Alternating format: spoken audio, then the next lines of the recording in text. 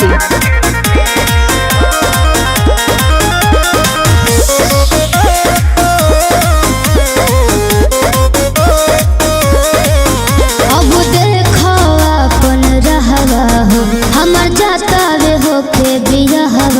ना भवे अब देखो अपन रहवा हो हमर जाता रे होके बिजहवा हो दिल्ली हे मजा अपना राजा संगे हम तोरा सखी संगे जीले हो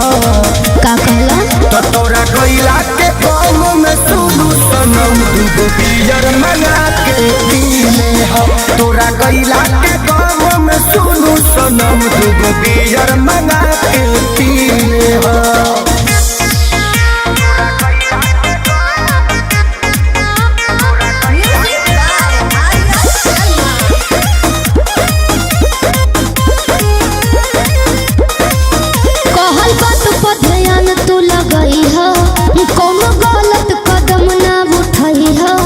जति हमसे गलतिया भइल होई ओके दिल के भीतरिया दबई हो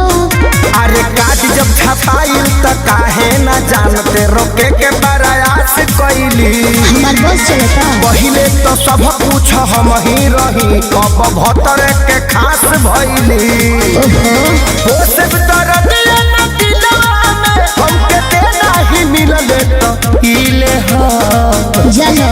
तो तोरा कोइला के गाँव में सुनु सनम दुगो बियर मंगा के पीले हो तोरा कोइला के गाँव में सुनु सनम दुगो बियर मंगा के पीले हो